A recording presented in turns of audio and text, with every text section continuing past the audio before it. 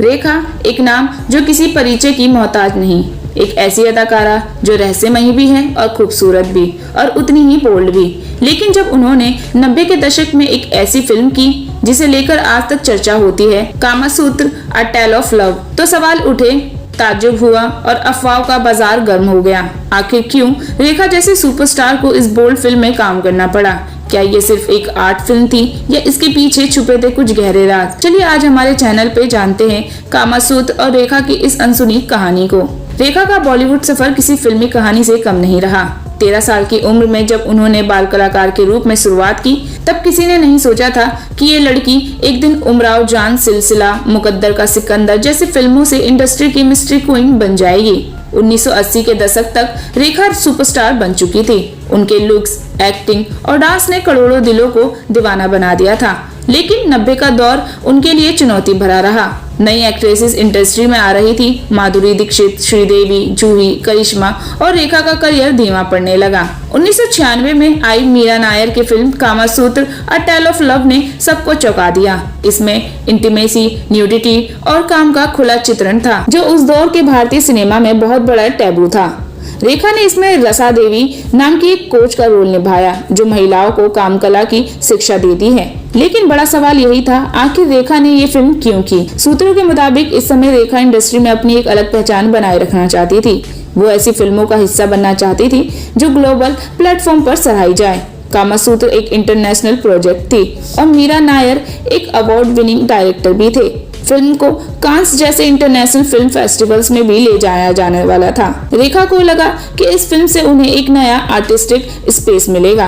रेखा हमेशा से ही नॉर्म्स को तोड़ने वाली रही है, चाहे वो बिना शादी के सिंदूर लगाना हो या अपने अफेयर्स को लेकर चुप्पी साधना। रेखा हमेशा से रहस्यमयी और अपने तरीके से जीने वाली रही है।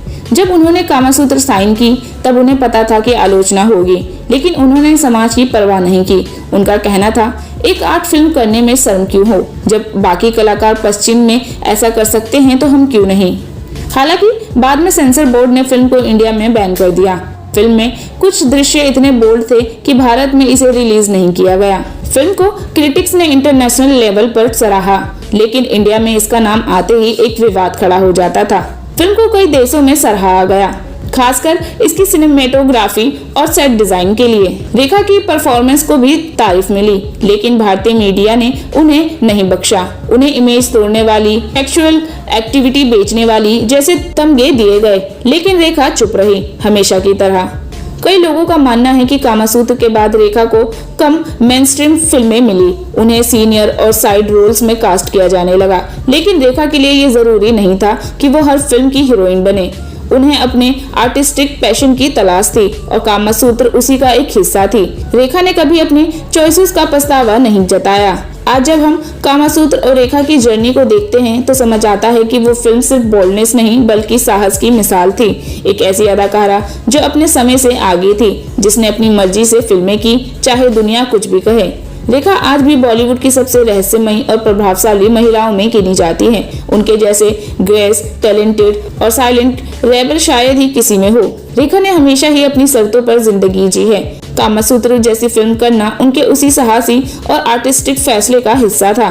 कभी कभी कुछ फैसले वक्त से आगे होते हैं और उनकी कीमत भी चुकानी पड़ती है, लेकिन रेखा वो है जो कीमत चुकाकर भी खुद को बदलने नहीं देती। तो ये थी रेखा की कामासूत्र फिल्म में काम करने की असली वजह।